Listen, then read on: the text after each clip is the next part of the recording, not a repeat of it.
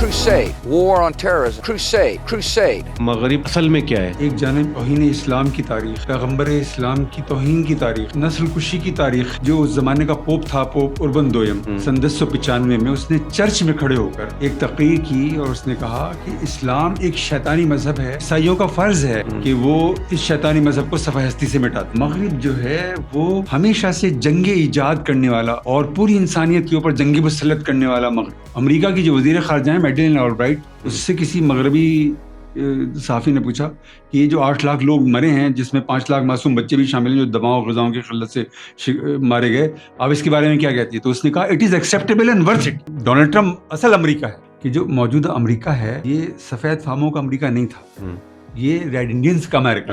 عالم اسلام ہے پورا کا پورا، وہ امریکہ کے ایجنٹوں کی مٹھی میں ہے. پاکستان میں جتنا بھی احتجاج ہوا ہے وہ صرف جماعت اسلامی کے تحت ہوا ہے. کیا پیپلز پارٹی مسلمانوں کی جماعت نہیں ہے؟ کیا مسلم لیگ نواز مسلمانوں کی جماعت نہیں ہے؟ کیا تحریک انصاف مسلمانوں کی جماعت نہیں ہے نا؟ لیکن انہوں نے تو کوئی احتجاج نہیں کیا نا. اس کا سبب یہ تھا کہ اگر وہ احتجاج کرتے تو امریکہ ناراض ہو جاتا. مغرب کا دوسرا چہرہ بھی دیکھتے ہیں. یہ بالکل نیا چہرہ ہے اور یہ مختلف چہرہ ہے. مغرب کے زوال میں اب کوئی بھی شبہ نہیں رہ گیا. مغرب کا زوال شروع ہو چکا ہے بہت تیزی کے ساتھ. مسلمانوں کے عروج کی ایک نئے عہد کی طرف جا رہے ہیں. بسم اللہ الرحمن الرحیم. میں ہوں سید عامر اشرف، ایک نئے پوڈ کاسٹ کے ساتھ اور اپنے انتہائی معزز مہمان شاہ نواز فاروقی کے ساتھ. مغرب ایک بڑا موضوع ہے اور مغرب پر بہت زیادہ باتیں ہوتی رہتی ہیں. مغرب کا ایک چہرہ ہمارے سامنے سائنس کی ترقی، قانون کی حکمرانی اور عدل و انصاف اور بہت ساری ایسی چیزیں، پازیٹیو چیزیں ہمیں نظر آتی ہیں. لیکن مغرب کا ایک چہرہ اس کا صفاق ہونا ہے، اس کی صفاقیت ہے اور اس کی ایک بڑی تاریخ موجود ہے. مغرب کو سمجھنے کے لیے آج ہم نے پھر ایک بار شاہ نواز فاروقی معروف دانشور کو زحمت دی ہے. شاہ نواز بھائی آپ کا بہت شکریہ. شاہ نواز بھائی سب سے پہلے آپ مجھے یہ بتائیے کہ اگر ہم مغرب کے، جس طرح میں نے کہا ہے، چہرے کو سمجھنا چاہیں، مغرب کو سمجھنا چاہیں، تو سوال یہ پیدا ہوتا ہے کہ مغرب اصل میں کیا ہے؟ دیکھیے، مغرب کی جو پوری تاریخ ہے وہ ایک جانب توہین اسلام کی تاریخ ہے، دوسری جانب وہ پیغمبر اسلام کی توہین کی تاریخ ہے، تیسری جانب نسل کشی کی تاریخ ہے، چوتھی جانب وہ ایک جنگ ایجاد کرنے والا اور جنگ مسلط کرنے والا مغرب ہے، پانچویں جانب وہ ایسا مغرب ہے کہ جس نے جمہوریت ایجاد کی ہے اور پھر اس نے اقوام متحدہ میں اور خود مسلم دنیا کے اندر جمہوریت کو ایک مذاق بنا دیا ہے. ٹھیک ہے، اس کی مختلف ممالک میں ہم دیکھ رہے ہیں. سن 1095 میں عالم اسلام اپنے دائرے میں زندگی بسر کر رہا تھا اور جو عالم عیسائیت تھا وہ اپنے دائرے میں زندگی بسر کر رہا تھا اور ان کے درمیان کوئی کانفلکٹ نہیں تھا، کوئی تصادم نہیں تھا ان کے درمیان. لیکن اچانک جو اس زمانے کا پوپ تھا، پوپ اربن دویم، سن 1095 میں اس نے چرچ میں کھڑے ہو کر ایک تقریر کی اور اس نے کہا کہ اسلام ایک شیطانی مذہب ہے اور اس کے ماننے والے ایک شیطانی مذہب کو ماننے والے ہیں. اور اس نے دعویٰ کیا کہ میرے قلب پر یہ بات القا کی گئی ہے، گویا خدا کی طرف سے نازل کی گئی ہے کہ اسلام ایک شیطانی مذہب ہے اور عیسائیوں کا فرض ہے کہ وہ اس شیطانی مذہب کو صفحہ ہستی سے مٹا دیں. یہ اس نے دعویٰ کیا پوپ اربن دویم نے. اور اس کی جو یہ آواز تھی یہ صدا بصحرا ثابت نہیں ہوئی. یہ نہیں ہوا کہ کسی نے سنا ہی نہ ہو اس کو. سن 1099 میں عملاً پورا یورپ صلیبی جھنڈے کے نیچے جمع ہوا اور ان صلیبی جنگوں کا آغاز ہوا جو کم و بیش 200 سال جاری رہی. اور اس کے پہلے مرحلے پر انہوں نے بیت المقدس کو تاراج کر دیا اور وہاں پر 1 لاکھ سے زیادہ مسلمانوں کو انہوں نے شہید کیا. خود مغربی مورخین نے لکھا ہے کہ بیت المقدس کی گلیوں میں اتنا خون تھا کہ گھوڑے چلانے میں دشواری کا سامنا تھا. تو یہ ان کی تاریخ کا ایک پہلو ہے اور یہ پہلو مسلسل ان کے تعاقب میں ہے اور ہمارے بھی تعاقب میں ہے. یعنی مغرب میں مذہب موجود تھا اور اس کے اثرات بھی موجود تھے. جی مغرب اس وقت تو 1095 میں تو مغرب عیسائی مغرب تھا نا. اس وقت سیکولر یا لبرل مغرب نہیں تھا وہ جیسا کہ آج ہے. وہ اس زمانے میں وہ عیسائی مغرب تھا. تو یہ اس کی تاریخ کا ایک پورا باب ہے جو مسلسل مسلمانوں کے تعاقب میں ہے. اس کی میں مثال دیتا ہوں کہ آپ کو یاد ہوگا امریکہ میں 9/11 ہوا اور ٹوئن ٹاورز گرا دیے گئے. تو اس وقت یہ جو لڑائی تھی ایک بہت چھوٹی سی لڑائی تھی. مغرب اور اسلام کی جنگ نہیں تھی. اسلام کی جنگ نہیں تھی وہ. ٹھیک ہے. لیکن میں آپ کو یاد دلاتا ہوں کہ جو اس وقت کا پریزیڈنٹ تھا امریکہ کا جارج بش، اس نے قوم سے جو خطاب کیا اس میں اس نے کروسیڈ کی اصطلاح استعمال کی. Crusade, war on terrorism. Crusade, crusade. Crusade کا مطلب ہے صلیبی جنگ. اور اس نے کہا کہ ہم صلیبی جنگ کے لیے نکل کھڑے ہوئے ہیں. اور آپ کو معلوم ہے کہ عالمی اسلام کا کوئی والی وارث تو ہے نہیں. تو یہ تو مغرب سیکولر تو بن چکا تھا نا. اب تو سیکولر بن چکا تھا. اس کے باوجود یہ اصطلاح استعمال کی. انہوں نے اس کو آواز دی, اپنے ماضی کو آواز دی اور اس کو صلیبی جنگوں سے لنک کیا. ان حملوں کو یا اس آویزش کو, اس کشمکش کو انہوں نے صلیبی جنگوں سے منسلک کر دیا. اور انہوں نے کہا کہ ہم نے ایک کروسیڈ شروع کر دیا ہے. تو مسلمانوں کا کوئی والی وارث تو ہے نہیں. اگر کوئی ہوتا تو کھڑے ہو کر کہتا کہ بھائی آپ یہ کیا بات کر رہے ہیں, یہ تو ایک شخصی جنگ ہے, اس کا مسلمانوں سے تو کوئی تعلق ہی نہیں ہے, اس کا اسلام سے تو کوئی تعلق ہی نہیں ہے, تو آپ یہ کیا کہہ رہے ہیں. لیکن بہرحال مسلم ممالک کی طرف سے ادھر ادھر سے کچھ لوگوں نے آواز بلند کی. تو اگلے دن یہ وضاحت آئی امریکہ کی پریزیڈنسی سے کہ جارج بش اسپونٹینیس خطاب کر رہے تھے اور یہ خطاب کرتے ان کی زبان پھسل گئی. ان کی زبان نہیں پھسلی تھی, انہوں نے شعوری طور پر استعمال کی تھی. لیکن اس کے بعد جو اٹلی کا پرائم منسٹر تھا سلویو برلسکونی, وہ جارج بش سے بھی ایک قدم آگے گیا. اس نے اسلامی تہذیبوں کا موازنہ کیا اور کہا کہ جو مغربی تہذیب ہے وہ اسلامی تہذیب سے برتر ہے, کیونکہ اسلامی تہذیب میں تو انسانی حقوق کا کوئی تصور ہی موجود نہیں ہے, جبکہ جو جدید مغربی تہذیب ہے اس میں انسانی حقوق کا ایک بہت جامع تصور موجود ہے. تو اس سے کوئی پوچھتا کہ بھائی یہ دو تہذیبوں کا تصادم تھوڑی ہے. شخصی جنگ ہے, ایک طرف شخصی جنگ ہے اور دوسری طرف امریکہ کی جنگ ہے. اگر اس بات کو بھی کبھی جائزہ لیا جائے کہ وہ یہ کہہ رہے ہیں جو انسانی تقدس نہیں ہے یا انسانیت مسلمانوں کے اندر نہیں ہے, تو اس کو آپ کس طرح دیکھتے ہیں, اس کے الفاظ کو کس طرح دیکھتے ہیں؟ سلویو برلسکونی نے یہ بات کی اور یہ بالکل جس طرح اسلامی جو ممالک ہیں ان کا کوئی ترجمان تو ہے نہیں, تو کسی نے نوٹس ہی نہیں کیا کہ وہ کیا بکواس کر رہے ہو. ٹھیک ہے. اٹلی کا پرائم منسٹر. اس کے بعد واشنگٹن ڈی سی میں جو اس وقت کا اٹارنی جنرل تھا جارج بش کا, ایش کرافٹ, اس نے ایک کانفرنس سے خطاب کیا, اسلام اور عیسائیت کے تصور خدا کا موازنہ کر ڈالا.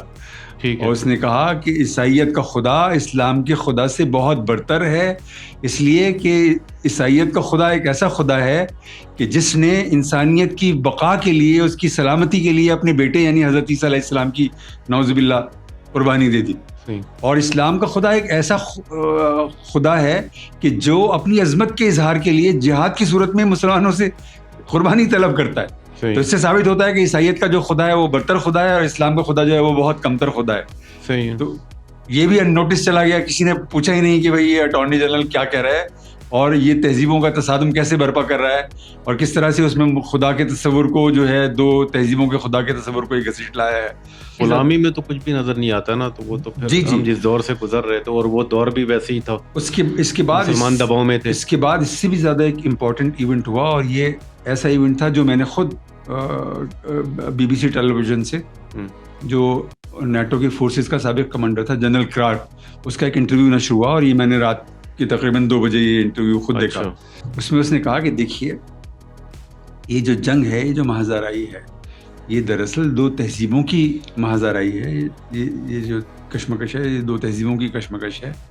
اور میں آپ سے یہ عرض کرتا ہوں کہ اس میں طے یہ ہونا ہے کہ اسلام آیا ایک پیسفل ریلیجن ہے جیسے کہ مسلمان دعویٰ کرتے ہیں, یا یہ ایسا ریلیجن ہے جو اپنے ماننے والوں کو تشدد پر اکساتا ہے جیسے کہ اسامہ بن لادن ہے. ٹھیک ہے. اچھا, اس سے بی بی سی کا جو انٹرویو کرنے والا تھا اس نے یہ پوچھا ہی نہیں کہ بھائی یہ جو تم تہذیبوں کا موازنہ کر رہے ہو یہ تو کہیں موجود ہی نہیں ہے نا, تہذیبوں کا موازنے کا کوئی جسٹیفیکیشن ہی نہیں ہے, اور تم اسلام کو ڈیفائن کرنے کی جنگ تو لڑنے کے لیے نکلے بھی نہیں. کون دعویٰ کر رہا ہے؟ یہ جارج بش نے تو یہ دعویٰ نہیں کیا کہ وہ اسلام کو ڈیفائن کرنے کے لیے نکلا ہے یا مغرب اسلام کو ڈیفائن کرنے کے لیے نکلا ہے. حالانکہ وہ بالکل سچ بول رہا تھا, کیونکہ یہ جو جنگ تھی اصل میں اسلام کو ڈیفائن کرنے کی جنگ تھی, اور وہ مسلمانوں کو ڈرا دینا چاہتے تھے اور وہ چاہتے تھے کہ مسلمان دبک کر بیٹھ جائیں اور مغرب کے منہ لگنے کی کوشش نہ کریں اور اس کے ساتھ جو ہے پنجہ آزمائی کرنے کی کوشش نہ کریں. اس سے پتہ چلا کہ وہ جو 1995 کی تقریر تھی پوپ اربن دوئم کی اور 1099 کی صلیبی جنگیں تھی, وہ ماضی کا قصہ نہیں بلکہ وہ تو زندہ ہیں,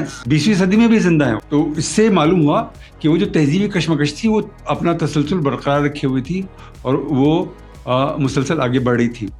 تو یہ ان کی تاریخ کا حصہ ہے. پھر میں آپ کو یاد دلاتا ہوں, سن 2009 میں آپ آ جائیں, ایک اور پوپ یعنی سن 1095 کا زمانہ, وہ بھی ایک پوپ کا زمانہ تھا.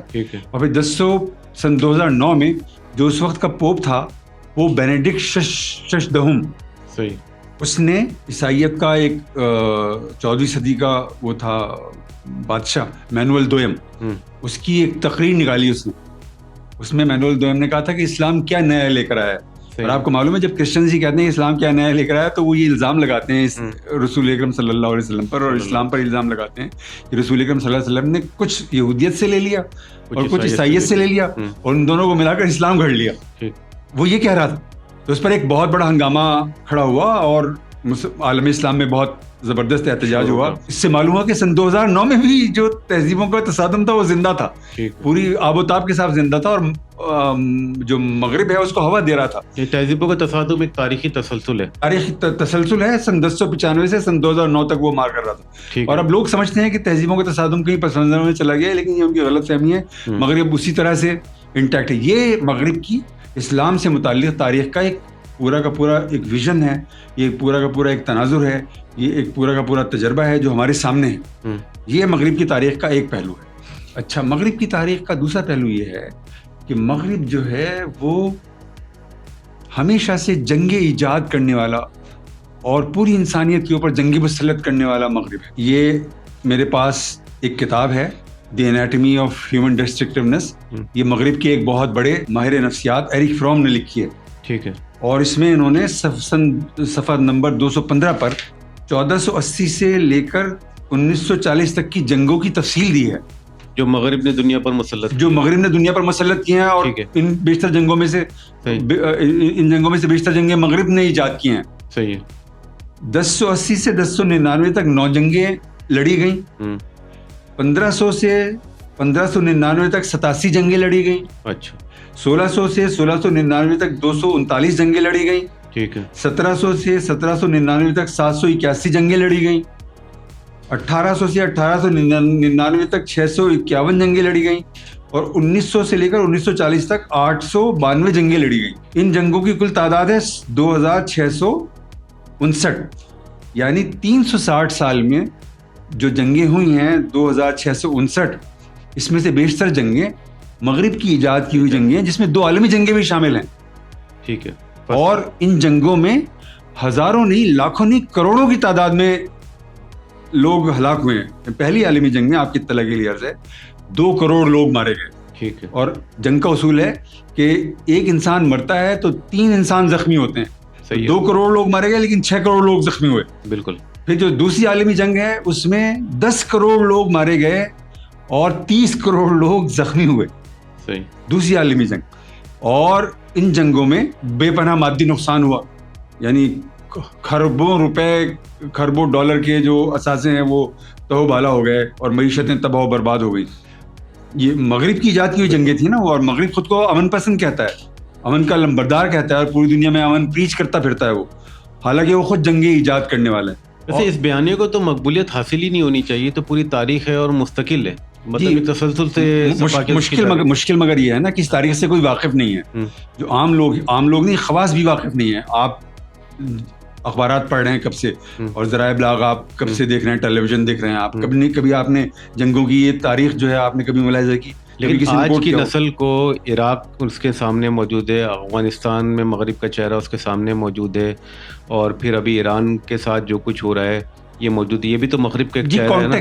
کانٹیکسٹ نہیں بناتے نا، اس کا کانٹیکسٹ نہیں بناتے. یہ تو جنگوں کی ایک تاریخ ہے نا. جو مغرب ہے اس نے جو جنگیں ایجاد کی ہیں اور ان میں جو تباہی ہوئی ہے، جو بربادی ہوئی، جن کا آپ ریفرنس دے رہے ہیں، یعنی میں آپ کو یاد دلاؤں گا کہ جو صدام حسین کا زمانہ تھا اس میں امریکہ نے عراق پر جو جنگ مسلط کی، صدام حسین کے عراق پر مسلط کی گئی اقتصادی پابندیوں سے دواؤں اور غذاؤں کی قلت ہو گئی. عراق میں 8 لاکھ جو لوگ ہیں وہ ان سے مارے گئے، جس میں 5 لاکھ بچے بھی شامل تھے.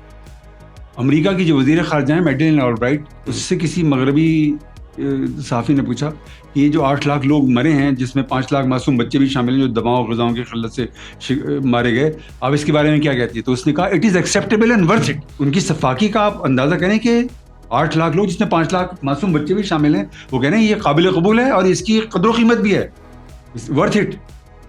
تو ان کی سفاکی کا یہ عالم. اچھا، پھر آپ دیکھیے کہ انہوں نے جو صدام حسین کا عراق ہے جب اس پر حملہ کیا، انہوں نے جان ہاپکن یونیورسٹی کی ریسرچ کے مطابق بڑے پیمانے پر تباہی پھیلانے والے ہتھیاروں کا دعویٰ کیا, اور آپ کو معلوم ہے کہ اقوام متحدہ کے انسپیکٹرز نے پورے عراق کا معائنہ کیا اور وہاں پر کچھ بھی نہیں, بڑے پیمانے پر تباہی پھیلانے والے ہتھیار موجود نہیں تھے. جی. لیکن جو امریکہ نے جنگ مسلط کی عراق کے اوپر, اس میں جان ہاپکن یونیورسٹی کی ریسرچ کے مطابق پہلے 6 سال میں 5 لاکھ لوگ مارے گئے. 5 لاکھ لوگ مارے گئے. انہوں نے جو کوریا کے اوپر جنگ مسلط کی 30 لاکھ لوگ اس کے اندر مارے گئے. ویتنام پر جو جنگ مسلط کی انہوں نے اس میں 10 لاکھ لوگ مارے گئے. افغانستان پر جو انہوں نے 9/11 کے بعد جنگ مسلط کی اس میں 2 لاکھ لوگ مارے گئے.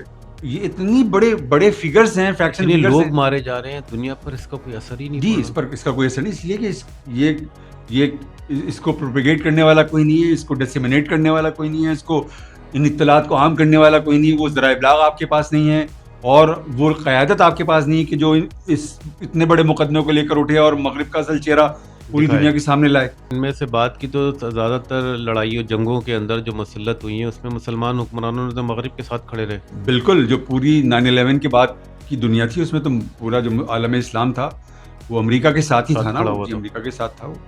اور جو افغانستان پر حملہ ہوا تھا اس میں صرف امریکہ تھوڑی تھا, 47 اس کے اتحادی بھی تھے اس کے اندر.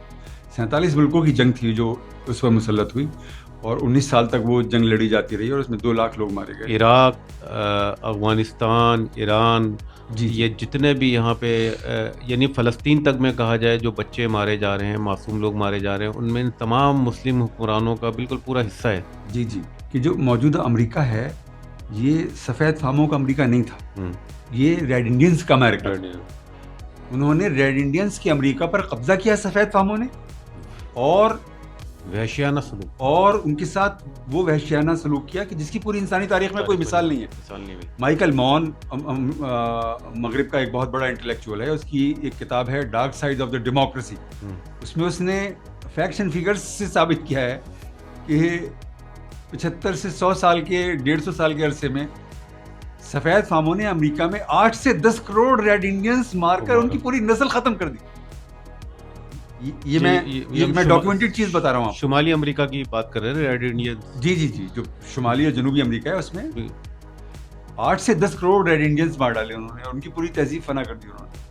یعنی ان کے ملک پر قبضہ کیا اور ان کی پوری نسل ختم کر دی اور ان کی پوری تہذیب ہی مٹا دی. ان کے بچے اغوا کر کے لے گئے, ان کو مطلب جو ظلم وہ تو ٹارچر کی ایک الگ کہانی ہے, لیکن وہ ختم کر دیا انہوں نے, ڈیسٹینیٹ. آسٹریلیا پورا ایک بر اعظم تھا, آپ کو معلوم, وہاں پر ایبوریجنس رہتے تھے, ایبوریجنس کا ملک تھا آسٹریلیا, اس پر بھی سفید فاموں نے قبضہ کیا اور 60 سال میں 45 لاکھ لوگ مار ڈالے انہوں نے. 45 لاکھ لوگ مار ڈالے انہوں نے اور ان کے پورے کانٹیننٹ پر قبضہ کر لیا.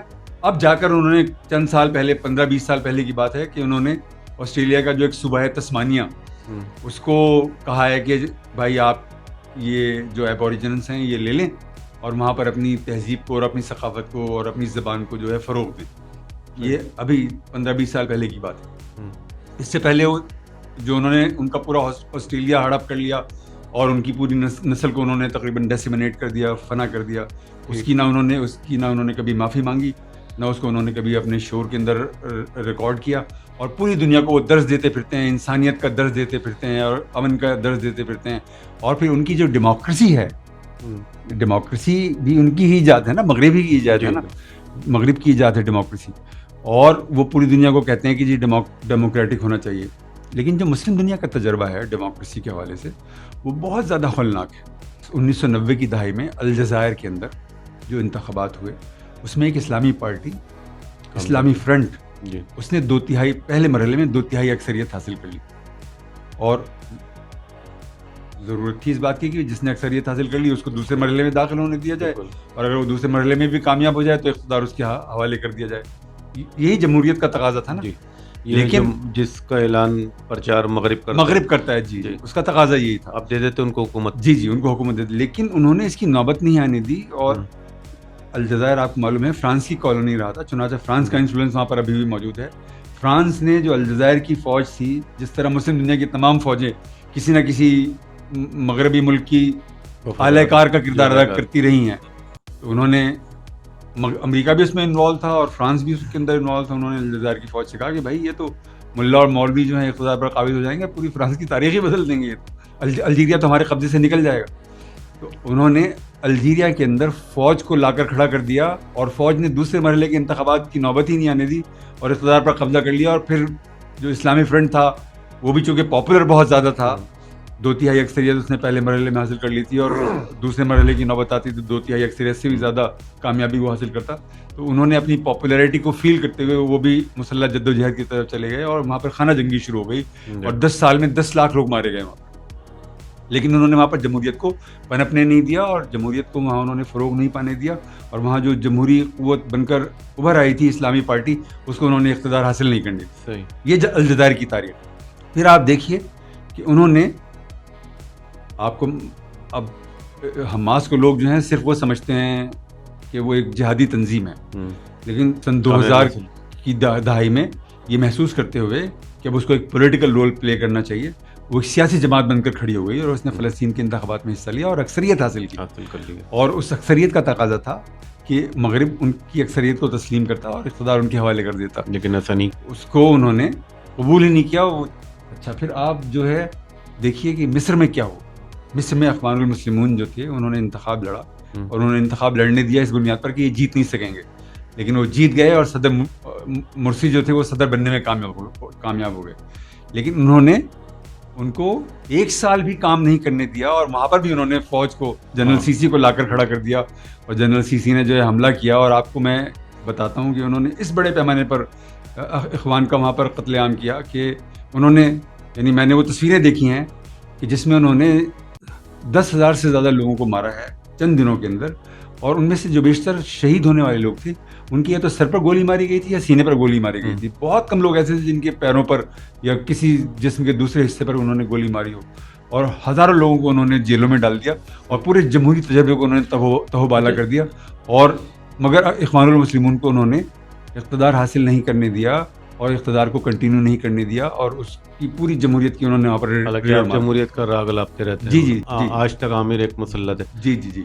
ترکی میں کیا ہوا؟ ترکی میں نجم الدین اربکان جو اسلامسٹ تھے وہ انتخابات جیت گئے جی اور وہ اقتدار میں آ گئے, لیکن ان کی بھی گورنمنٹ کو انہوں نے 1 سال سے زیادہ نہیں چلنے دیا. وہاں پر بھی فوج نے انٹروین کیا اور ان کی گورنمنٹ کو چلتا کیا اور وہ قصہ پاک ہو گیا, وہ بھی ختم ہو گیا. رجب طیب اردگان جو موجودہ ترکی کے وزیر اعظم ہیں, ان کا یہ اسٹیٹمنٹ میں نے پڑھا ہے اور اس پر میں نے گفتگو بھی کی ہے اپنے کالم کے اندر, کہ انہوں نے کہا ہے کہ سیکولرزم اور اسلام کمپیٹیبل ہیں, مطابقت رکھتے ہیں. یہ بالکل ایسی بات ہے کہ جو کسی بھی اسلامی تحریک کے لیے, کسی بھی مسلمان کے لیے قابل قبول نہیں ہو سکتی. اس کے باوجود بھی وہاں انہوں نے فوج کے ذریعے سے رجب طیب اردگان کو اقتدار سے باہر کرنے کی کوشش کی, لیکن وہ ملک سے باہر تھے اور انہوں نے ایک میسج کے ذریعے سے قوم کو جو مزاحمت پر آمادہ کیا اور قوم مزاحمت پر آمادہ ہوئی اور ہزاروں کی تعداد میں لوگ نکلے اور ٹینکوں کے آگے لیٹ گئے اور گنشپ ہیلی کاپٹر سے ہونے والی فائرنگ کو انہوں نے سہا اور 60 لوگ اس میں شہید ہو گئے اور انہوں نے اس پوری جو کوشش تھی فوج کی اس کو ناکام بنایا. آپ نے بھی بنگلہ دیش میں دیکھا, آپ کو معلوم ہے یہ سارے سرویز آ رہے تھے, ان سے پتہ چل رہا تھا کہ جماعت اسلامی وہاں پر سویپ کر رہی ہے پولز, لیکن وہاں آپ نے دیکھا کہ BNP آ گئی اور جماعت اسلامی کو وہاں انہوں نے نہیں پڑھنے دی. یہ مغرب کا یہ چہرہ ہے, مغرب بدماش ہے, بدماش ریاست ہے امریکہ, یہ تو سب جانتے ہیں نا, لیکن وہ اپنی بدماشی کی بنیاد پہ کھڑا ہوا ہے. یہ تو کھڑے رہنے کا اس طاقت کا کیا راز ہے؟ جی اس کا دیکھیے, میں آپ نے جو تاریخ بیان کی ہے, اگر وہ لوگ ماضی سے نہیں واقف ہیں لیکن حال کے امریکہ سے تو اس کی شفافیت سے واقف ہیں. صحیح ہے, یہ انفارمیشن آپ نے تاریخ سے لنک کر دی ہے, لیکن وہ کس بنیاد پہ کھڑا ہوا ہے, وہ بدماش کس بنیاد پہ کھڑا ہوا ہے اور اس کی طاقت کو زوال کیوں نہیں آ رہا؟ جی ان کی دیکھیے, ان کے پاس اقتصادی طاقت ہے, ان کے پاس سائنس کی طاقت ہے, ان کے پاس سیاسی طاقت ہے, ان کے پاس طاقت کے جتنے بھی مراکز ہیں وہ سارے کے سارے ان کے کنٹرول میں. ٹھیک ہے, یہاں تک کہ ذرائع ابلاغ کی طاقت بھی انہیں کے ہاتھ میں ہے, انہیں کی مٹھی میں بھی ہے, انہیں کی مٹھی میں ہے. تو وہ جس طرح چاہتے ہیں تصویر دنیا کی پیش کرنا چاہتے ہیں, اس تصویر کو وہ پیش کر دیتے ہیں. اور بدقسمتی مسلمانوں کی ہے, بالخصوص پوری دنیا کی بدقسمتی ہے اور بالخصوص مسلمانوں کی بدقسمتی ہے کہ جو عالم اسلام ہے پورا کا پورا وہ امریکہ کے ایجنٹوں کی مٹھی میں ہے. خواہ وہ کوئی سیاسی حکمران ہوں, خواہ وہ کوئی فوجی حکمران ہوں, وہ سارے کے سارے امریکہ کے ایجنٹ ہیں اور امریکہ کے ایجنٹ کا کردار ادا کرتے ہیں. کسی ایک ملک کی میں بات نہیں کر رہا, یہ تمام عالم اسلام کی صورت ہے. امریکہ یا مغرب کا اصل چہرہ ہے ڈونلڈ ٹرمپ ہے. بالکل کوئی شبہ ہی نہیں اس کے اندر, ڈونلڈ ٹرمپ اصل امریکہ ہے. اس سے پہلے جتنے بھی لوگ تھے وہ ان معنوں میں اصل امریکہ نہیں تھے کہ وہ اپنی ڈپلومیسی کے ذریعے امریکہ کے اس بھیانک چہرے پر پردہ ڈال دیتے تھے. وہ ڈونلڈ ٹرمپ نے وہ پردہ ہٹا دیا ہے, تو پوری جو سفاکیت ہے, وہ جو پوری شیطنت ہے امریکہ کی, وہ کھل کر سامنے آ گئی ہے. ٹھیک ہے, فلسطین میں بھی کھل کر سامنے آ گئی, ایران میں بھی کھل کر سامنے آ گئی ہے, اور دنیا کے جن ممالک میں امریکہ جو ہے ظلم کر رہا ہے وہاں وہ پوری طرح سے ایکسپوز ہو رہا ہے. لیکن جو مشکل ہے وہ یہ ہے کہ اس کے نتیجے میں اصولی اعتبار سے خود عالم اسلام میں کوئی تغیر رونما ہونا چاہیے تھا نا, بڑا سیاسی تغیر رونما ہونا چاہیے تھا کہ یہاں پر قیادت تبدیل کرنے کی ضرورت ہے نا, تاکہ ہم اپنی سمت سفر کا اثر و تعین کر سکیں اور اپنی ترجیحات کے مطابق, اپنے مفادات کے مطابق, اپنی تہذیبی مفادات کے مطابق, اپنے مذہبی مفادات کے مطابق اپنے لیے کوئی سسٹم بنا سکیں, اپنے لیے جو ہے وہ کوئی زاویہ, کوئی اپنے لیے کوئی ایسا یعنی نظام کھڑا کر سکیں جو ہماری اجتماعی بہتری کی سبیل پیدا کر سکے. وہ ناکام ہے, اس میں ہم ناکام. تو اس صورت میں پیدا ہوگی کہ ریاست عالم اسلام حکمران, ظاہر ہے اگر آپ غلام ہیں یا وہ مغرب کے قریب ہیں, تو اب ان ممالک کی عوام کے اندر بھی تو کوئی جنبش نہیں ہے. غزہ میں انہوں نے 2 سال کے اندر 75,000 لوگوں کو شہید کر دیا, 170,000 لوگوں کو زخمی کر دیا, ٹھیک ہے, اور پورے غزہ کو ملبے کا ڈھیر بنا دیا. جی, تو اس پر جو پاکستانی کو ہم چھوٹے سے اگزامپل کے طور پر لے لیتے ہیں, پاکستان میں جتنا بھی احتجاج ہوا ہے وہ صرف جماعت اسلامی کے تحت ہوا ہے. جی, بہت بڑا کوئی احتجاج مطلب جماعت کے علاوہ کسی پارٹی کو دلچسپی نہیں تھی. کیا پیپلز پارٹی مسلمانوں کی جماعت نہیں ہے؟ کیا مسلم لیگ نواز مسلمانوں کی جماعت نہیں ہے؟ کیا تحریک انصاف مسلمانوں کی جماعت نہیں ہے نا؟ لیکن انہوں نے تو کوئی احتجاج نہیں کیا نا. اس کا سبب یہ تھا کہ اگر وہ احتجاج کرتے تو امریکہ ناراض ہو جاتا. اچھا, یہ آپ نے ذکر کیا پورے امت مسلمہ کی تقریباً 19-20 پاکستان جیسی صورتحال, بالکل ٹھیک ہے, لیکن دوسری طرف اسی فلسطین کے ایشو پہ ہم مغرب کا دوسرا چہرہ بھی دیکھتے ہیں. وہاں پہ بڑی تعداد میں, لاکھوں کی تعداد میں لوگ نکلیں, بار بار نکلیں, صحیح ہے, اور آج بھی کسی نہ کسی صورت میں احتجاج کر آج تو مسلمان بھول چکے ہیں. مغرب کے اس چہرے کو آپ کس طرح دیکھتے ہیں؟ جی, کیا یہ بالکل نیا چہرہ ہے اور یہ مختلف چہرہ ہے, اور اس سے پتہ چلتا ہے کہ اب مغرب میں جو وہاں کے ماسز ہیں, انہوں نے جو اپنے حکمران ہیں ان کی ذہنی سانچے کو اختیار کرنا اور اس کے مطابق دنیا کو دیکھنا ترک کر دیا ہے. ٹھیک ہے, اور اب وہ انڈیپینڈنٹلی سوچ رہے ہیں اور اپنی دیکھی گئی دنیا کی بنیاد پر اپنے ذہن سے فیصلے کر رہے ہیں. ٹھیک ہے, اور اس جو کچھ ظلم وہ کر رہے ہیں, ان کی حکومتیں ظلم کر رہی ہیں, اس کے خلاف وہ احتجاج کر رہے ہیں, سراپا احتجاج کر رہے ہیں. یعنی اپنے حکمرانوں کی نظروں سے نہیں دیکھ رہے. جی, اپنے حکمرانوں کی نظروں سے نہیں دیکھ رہے ہیں. وہ اینک انہوں نے ترک کر دی ہے, وہ اینک انہوں نے چھوڑ دی ہے.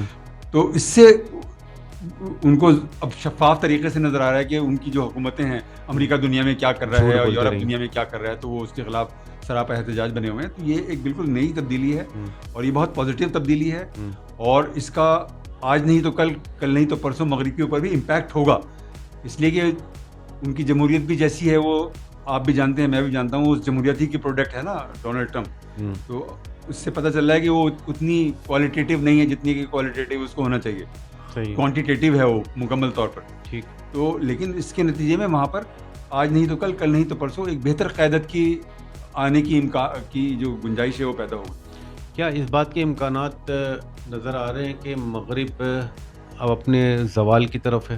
جی, مغرب کے زوال تو 20ویں صدی شروع ہو سے چکا. اس کی جو بازگشت ہے, وہ اسپینگلر جو ہے وہ مغرب کا ایک بڑا ہسٹورین ہے, اس کی کتاب ہے زوال مغرب. اس میں اس نے کہا تھا کہ مغرب کو جو کچھ کرنا تھا, جو بھی اس کے اندر اسٹیم تھی, وہ یہ اسٹیم اپنی استعمال کر چکا, اپنی توانائی استعمال کر چکا, اور ابھی زوال کی طرف چلا گیا ہے. اس لیے کہ یہ سفر لمبا نہیں ہو گیا. جی, سفر ذرا لمبا ہے, اس لیے کہ وہ جو تہذیبیں ہیں وہ 2-4 دن میں نہیں مرتی, وہ انسانوں کی طرح انڈیویجولس کی طرح نہیں ہوتی, وہ ابھرنے میں بھی وقت لیتی ہیں بہت, اور پھر وہ زوال کی طرف جانے میں بھی وقت لیتی ہیں. لیکن مغرب کا زوال جو ہے وہ شروع ہو چکا ہے. اقبال خود اس کی پیشگوئی کر کے جا چکے. آپ کو معلوم ہے, اقبال نے کہا ہے کہ دائرے مغرب کے رہنے والوں, خدا کی بستی دکان نہیں ہے, کھرا جسے تم سمجھ رہے ہو وہ اب زرے کا معیار ہوگا. تمہاری تہذیب اپنے خنجر سے آپ ہی خودکشی کرے گی, جو شاخ نازک پہ آشیانہ بنے گا ناپائیدار ہو. یہ اسپینگلر سے انسپائرڈ ہو کر یہ اقبال نے یہ بات کہی تھی. اور اقبال کی اگر آپ شاعری پڑھیں تو اس میں مغرب کے زوال کے اور بہت سارے بڑے شواہد موجود ہیں. تو مغرب کے زوال میں اب کوئی بھی شبہ نہیں رہ گیا.